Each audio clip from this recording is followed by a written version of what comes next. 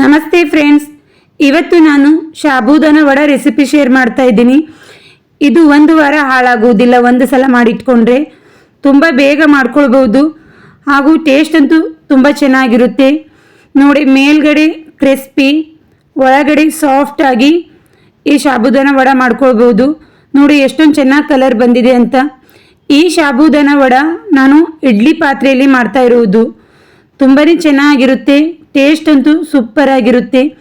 ನೋಡಿ, ಈ ರೀತಿ ಇಡ್ಲಿ ಪಾತ್ರೆಯಲ್ಲಿ ಮಾಡ್ಕೊಳ್ಳೋದ್ರಿಂದ ಒಂದು ವಾರ ಹಾಳಾಗೋದಿಲ್ಲ. ತುಂಬ ಚೆನ್ನಾಗಿ ಹಾಗೂ ಕ್ರಿಸ್ಪಿಯಾಗಿ ಸಾಬೂದಾನ ವಡೆ ರೆಡಿ ಮಾಡ್ಕೊಳ್ಬೋದು. ಯಾವ ರೀತಿ ಮಾಡೋದು ನೋಡೋಣ ಬನ್ನಿ. ಮೊದಲು ನಾನು ಒಂದು 2 ಆಲೂಗಡ್ಡೆಯನ್ನು ತೆಗೆದುಕೊಂಡಿದ್ದೀನಿ. ನೀವು ಬೇಕಾದರೆ ಒಂದು ಆಲೂಗಡ್ಡೆಯಲ್ಲಿ ಮಾಡಿಕೊಂಡ್ರೂ ನಡೆಯುತ್ತೆ.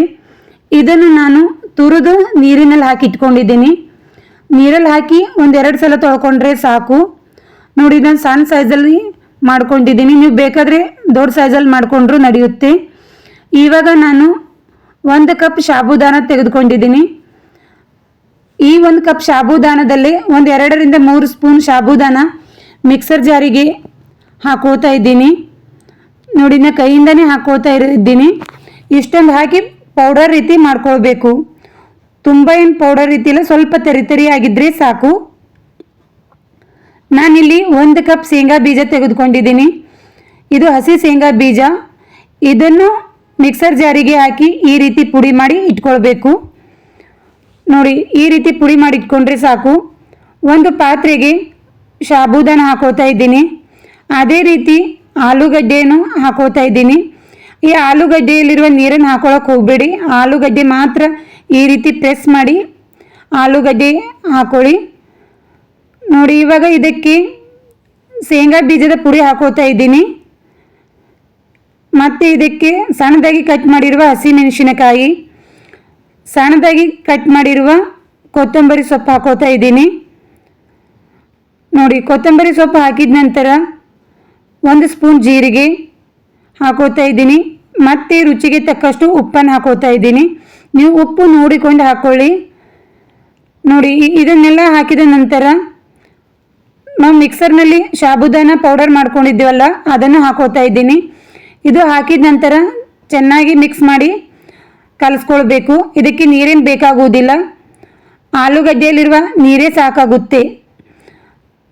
ನೋಡಿ, ಈ ರೀತಿ ಚೆನ್ನಾಗಿ ಮಿಕ್ಸ್ ಮಾಡ್ಕೊಳ್ಬೇಕು. ನಾವು ನೆನೆಸೋದು ಕುದಿಸೋದು ಏನೂ ಬೇಕಾಗುವುದಿಲ್ಲ. ನೋಡಿ, ಈ ರೀತಿ ಉಂಡೆ ಕಟ್ಟುವ ಅದಕ್ಕೆ ಬರುವವರೆಗೂ ಚೆನ್ನಾಗಿ ಕಲಿಸ್ಕೊಳ್ಬೇಕು. ಈ ರೀತಿ ಬಂದರೆ ಸಾಕು. ಇವಾಗ ವಡೆ ಮಾಡ್ಕೊಳ್ಳೋಣ. ನೀವು ಯಾವ ಸೈಜಲ್ಲಿ ಬೇಕೋ ಆ ಸೈಜಲ್ಲಿ ಮಾಡ್ಕೊಳ್ಬೇಕು. ಅಂಗೈಯಲ್ಲಿ ಈ ರೀತಿ ಪ್ರೆಸ್ ಮಾಡಿದರೆ ಸಾಕು. ನೋಡಿ, ಎಷ್ಟೊಂದು ಚೆನ್ನಾಗಿ ವಡೆ ಬಂದಿದೆ. ಸ್ವಲ್ಪನೂ ಮುರಿಯೋದಿಲ್ಲ, ಏನೂ ಇಲ್ಲ. ನಾವು ಸಾಬೂದಾನ ನೆನೆಸಿಲ್ಲ, ಆದರೂ ತುಂಬ ಚೆನ್ನಾಗಿ ಬರುತ್ತೆ. ಒಂದು ಸಲ ಟ್ರೈ ಮಾಡಿ. ನನ್ನ ವಿಡಿಯೋ ಇಷ್ಟ ಆದರೆ ಲೈಕ್ ಮಾಡಿ, ಶೇರ್ ಮಾಡಿ. ಇನ್ನೂ ನನ್ನ ಚಾನಲ್ಗೆ ಸಬ್ಸ್ಕ್ರೈಬ್ ಆಗಿಲ್ಲ ಅಂದರೆ ಸಬ್ಸ್ಕ್ರೈಬ್ ಆಗಿ. ನೋಡಿ, ಇದೇ ರೀತಿ ನಾನು ಎಲ್ಲ ಸಾಬೂದಾನ ವಡೆನೂ ಮಾಡಿ ಇಟ್ಕೊಂಡಿದ್ದೀನಿ. ನೋಡಿ, ಈ ರೀತಿ ಮಾಡಿ ಇಟ್ಕೊಂಡ್ರೆ ಸಾಕು. ಏಕೆಂದರೆ ಬೇಗ ಆಗುತ್ತೆ. ಒಂದೇ ಸಲ ನಾವು 16 ಸಾಬೂದಾನ ವಡೆ ಮಾಡ್ಕೊಳ್ಬೋದು. ಈ ರೀತಿ ಮಾಡಿ ರೆಡಿ ಮಾಡಿ ಇಟ್ಕೊಂಡ್ರೆ. ಇವಾಗ ಇಡ್ಲಿ ಪ್ಲೇಟಿಗೆ ಸ್ವಲ್ಪ ಎಣ್ಣೆ ಹಚ್ಕೊಳ್ಳೋಣ. ಏಕೆಂದರೆ ಎಣ್ಣೆ ಹಚ್ಚುವುದರಿಂದ ಸ್ವಲ್ಪನೂ ಅಂಟುವುದಿಲ್ಲ, ಅದಕ್ಕೋಸ್ಕರ. ನೀವು ಎಲ್ಲ ಪ್ಲೇಟಿಗೂ ಎಣ್ಣೆ ಹಚ್ಕೊಳ್ಳಿ. ನಂತರ ಇದರೊಳಗೆ ಈಗ ಸಾಬೂದಾನ ವಡೆ ಇಟ್ಕೊಳ್ಬೇಕು. ನೋಡಿ, ಒಂದೊಂದಾಗಿ ಸಾಬೂದಾನ ವಡೆ ಇಟ್ಕೊಳ್ಳಿ. ನೀವು ಬೇಕಾದರೆ ಸ್ವಲ್ಪ ದಪ್ಪನೂ ಮಾಡ್ಕೋಬಹುದು, ಇದಕ್ಕಿಂತ ತೆಳುನೂ ಮಾಡ್ಕೊಳ್ಬೋದು. ನೋಡಿ, ನಾನು ಇಡ್ಲಿ ಪಾತ್ರೆಗೆ ಸ್ವಲ್ಪ ನೀರನ್ನು ಹಾಕ್ಕೊಂಡಿದ್ದೀನಿ. ಕುದಿ ಬಂದ ನಂತರ ಇಡ್ಲಿ ಪ್ಲೇಟನ್ನು ಇಟ್ಕೊಳ್ಬೇಕು. ನೋಡಿ, ಒಂದೊಂದಾಗಿ ಎಲ್ಲನೂ ಇಡ್ಲಿ ಪ್ಲೇಟ್ನ ಇಟ್ಕೋತಾ ಇದ್ದೀನಿ. ಮುಚ್ಚಳ ಮುಚ್ಚಿ ಒಂದು 10 ನಿಮಿಷ ಬೇಯಿಸ್ಕೊಂಡ್ರೆ ಸಾಕು. ಜಾಸ್ತಿ ಹೊತ್ತೇನು ಬೇಕಾಗುವುದಿಲ್ಲ. 10 ನಿಮಿಷ ಬೇಯಿಸಿದ ನಂತರ ತಣ್ಣಗಾಗಲು ಬಿಡಿ. ಒಂದು ಸಲ ಸ್ಪೂನಿಂದ ಚೆಕ್ ಮಾಡಿ. ನೋಡಿ, ಸ್ವಲ್ಪನೂ ಅಂಟುವುದಿಲ್ಲ, ತುಂಬ ಬೇಗ ಕ್ಲೀನಾಗಿ ಬರುತ್ತೆ ಒಂದು 10 ನಿಮಿಷದಲ್ಲಿ. ನೀವು ಬೇಕಾದರೆ ಕೈಯಿಂದನೂ ಚೆಕ್ ಮಾಡ್ಕೊಳ್ಬೋದು, ಸ್ವಲ್ಪನೂ ಅಂಟುವುದಿಲ್ಲ. ನೋಡಿ, ಸ್ವಲ್ಪ ತಣ್ಣಗಾದ ನಂತರ ನಾವು ಇದು ತೆಕ್ಕೊಳ್ಬೇಕು.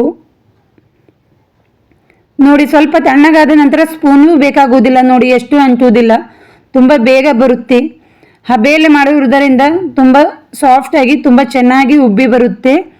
ಇದೇ ರೀತಿ ನೀವು ಎಲ್ಲನೂ ಮಾಡಿ ತಟ್ಟೆಯಲ್ಲಿ ತೆಗೆದು ಇಟ್ಕೊಳ್ಳಿ.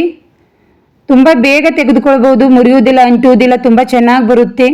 ಈ ರೀತಿ ನಾವು ಮಾಡಿಟ್ಕೊಳ್ಳೋದ್ರಿಂದ ಉಪವಾಸದಲ್ಲಿ ತುಂಬ ಬೇಗ ಮಾಡ್ಕೊಳ್ಬೋದು. ಒಂದು 5 ನಿಮಿಷದಲ್ಲೇ ಈ ವಡೆ ರೆಡಿ ಮಾಡ್ಕೊಳ್ಬೋದು. ನೋಡಿ, ಈ ರೀತಿ ಎಲ್ಲನೂ ತೆಗೆದಿಟ್ಟ ನಂತರ ಸ್ಟೋರ್ ಯಾವ ರೀತಿ ಮಾಡೋದು ನೋಡಿ. ಈ ರೀತಿ ಒಂದು ಡಬ್ಬಿಯಲ್ಲಿ ಹಾಕಿ ಇಟ್ಕೊಳ್ಬೇಕು. ನಾವು ಫ್ರಿಜ್ಜಲ್ಲಿ ಇಟ್ಟರೆ 1 ವಾರ ಹಾಳಾಗೋದಿಲ್ಲ, ತುಂಬ ಚೆನ್ನಾಗಿ ಬರುತ್ತೆ. ನಾವು ಕರಿಯೋಕ್ಕಿಂತ ಮುಂಚೆ ಒಂದು 5 ನಿಮಿಷ ಮೊದಲೇ ತೆಗೆದಿಟ್ಕೊಂಡ್ರೆ ಸಾಕು. ಮುಚ್ಚಳ ಮುಚ್ಚಿ ಇಟ್ಕೊಳ್ಳಿ, 1 ವಾರ ಹಾಳಾಗುವುದಿಲ್ಲ. ನೋಡಿ, ಗ್ಯಾಸ್ ಮೇಲೆ ಒಂದು ಕಡಾಯಿನಿಟ್ಟು ಅದಕ್ಕೆ ನಾನು ಎಣ್ಣೆ ಹಾಕೋತಾ ಇದ್ದೀನಿ. ನೀವು ಬೇಕಾದರೆ ಇಲ್ಲಿ ಶಾಲು ಫ್ರೈನೂ ಮಾಡ್ಕೊಳ್ಬೋದು ಅಥವಾ ಡೀಪ್ ಫ್ರೈನೂ ಮಾಡ್ಕೊಳ್ಬೋದು. ನಾನಿಲ್ಲಿ ಡೀಪ್ ಫ್ರೈ ಮಾಡ್ತಾ ಇದ್ದೀನಿ. ಎಣ್ಣೆ ಹಾಕಿದ ನಂತರ ಒಂದೊಂದೇ ವಡೆ ಹಾಕಿ ಕರೆದುಕೊಳ್ಬೇಕು. ಎಣ್ಣೆ ಚೆನ್ನಾಗಿ ಕಾದಿರಬೇಕು. ನೋಡಿ, ನಾನು ಎಣ್ಣೆಯಲ್ಲಿ ಎಷ್ಟು ಕೂಡುತ್ತೆ ಅಷ್ಟು ವಡೆ ಹಾಕೋತಾ ಇದ್ದೀನಿ. ನೀವು ಇದೇ ರೀತಿ ವಡೆನ ಇಟ್ಕೊಳ್ಳಿ. ಇವಾಗ ಎರಡೂ ಕಡೆ ಗೋಲ್ಡನ್ ಬ್ರೌನ್ ಕಲರ್ ಬರೋವರೆಗೂ ಬೇಯಿಸ್ಕೊಳ್ಬೇಕು ಅಥವಾ ಕರೆದುಕೊಳ್ಬೇಕು. ತುಂಬಾ ಕ್ರಿಸ್ಪಿಯಾಗಿ ಬರುತ್ತೆ. ಹಾಗೆ ಇದು 1 ವಾರ ಹಾಳಾಗುವುದಿಲ್ಲ ಫ್ರಿಜ್ಜಲ್ಲಿ ಇಟ್ಟರೆ. ನೋಡಿ, ಈ ರೀತಿ ಎರಡೂ ಕಡೆ ತುಂಬ ಚೆನ್ನಾಗಿ ಬೇಯಿಸ್ಕೊಳ್ಬೇಕು. ತುಂಬ ಕ್ರಿಸ್ಪಿಯಾಗಿ ಬರುತ್ತೆ. ಹಾಗೆ ಇದರ ಜೊತೆ ನೀವು ಶೇಂಗಾ ಬೀಜನೂ ಕರೆದುಕೊಳ್ಬೇಕು, ತುಂಬ ಟೇಸ್ಟಿಯಾಗಿರುತ್ತೆ. ಹಾಗೆ ಹಸಿಮೆಣಸಿನ್ಕಾಯಿನೂ ಕರೆದು ಇದರ ಜೊತೆ ಟೇಸ್ಟು ತುಂಬ ಚೆನ್ನಾಗಿರುತ್ತೆ. ನೀವು ಯಾವ ರೀತಿಯೂ ಇದು ಮಾಡ್ಕೊಳ್ಬೋದು. ಇದರ ಜೊತೆ ನೀವು ಪುದೀನ ಚಟ್ನಿನೂ ಮಾಡ್ಕೊಳ್ಬೋದು, ಇಲ್ಲದಿದ್ದರೆ ಹಾಗೇನೂ ತುಂಬ ಟೇಸ್ಟಿಯಾಗಿರುತ್ತೆ. ಬೇಕಾದರೆ ನೀವು ಕೊತ್ತಂಬರಿ ಚಟ್ನಿನೂ ಮಾಡ್ಕೊಳ್ಬೋದು, ತುಂಬ ಚೆನ್ನಾಗಿರುತ್ತೆ. ನೋಡಿ, ಈ ರೀತಿ ಎರಡೂ ಕಡೆ ಗೋಲ್ಡನ್ ಬ್ರೌನ್ ಬರುವವರೆಗೂ ಕರೆದುಕೊಳ್ಳಿ. ನಾನು ಇದೇ ರೀತಿ ಎಲ್ಲನೂ ಕರೆದು ಒಂದು ಪ್ಲೇಟಿಗೆ ಇಟ್ಕೊಳ್ತಾ ಇದ್ದೀನಿ. ನೀವು ಇದೇ ರೀತಿ ಕರೆದು ಇಟ್ಕೊಳ್ಳಿ. ನೋಡಿ, ಎಷ್ಟೊಂದು ಚೆನ್ನಾಗಿ ಕಲರ್ ಬಂದಿದೆ ಅಂತ. ಈ ದಸರಾ ಹಬ್ಬದಲ್ಲಿ ಒಂದು ಸಲ ಟ್ರೈ ಮಾಡಿ. ನೀವು ಉಪವಾಸ ಇಲ್ಲದೇ ಇದ್ದರೂ ಈ ವಡೆ ಮಾಡ್ಕೊಳ್ಬೋದು, ತುಂಬ ಟೇಸ್ಟಿಯಾಗಿರುತ್ತೆ. ಇದೇ ಕಡಾಯಿಗೆ ನಾನು 1 ಕಪ್ ಶೇಂಗಾ ಬೀಜನೂ ಹಾಕಿ ಕರಿತಾ ಇದ್ದೀನಿ. ಇದು ಅದರ ಜೊತೆ ತುಂಬ ಟೇಸ್ಟಿಯಾಗಿರುತ್ತೆ. ನನ್ನ ವಿಡಿಯೋ ಇಷ್ಟ ಆದರೆ ಲೈಕ್ ಮಾಡಿ, ಶೇರ್ ಮಾಡಿ. ಇನ್ನೂ ನನ್ನ ಚಾನಲ್ಗೆ ಸಬ್ಸ್ಕ್ರೈಬ್ ಆಗಿಲ್ಲ ಅಂದರೆ ಸಬ್ಸ್ಕ್ರೈಬ್ ಆಗಿ. ಮತ್ತೊಂದು ಹೊಸ ರೆಸಿಪಿಯೊಂದಿಗೆ ಸಿಗೋಣ ಫ್ರೆಂಡ್ಸ್. Thank you.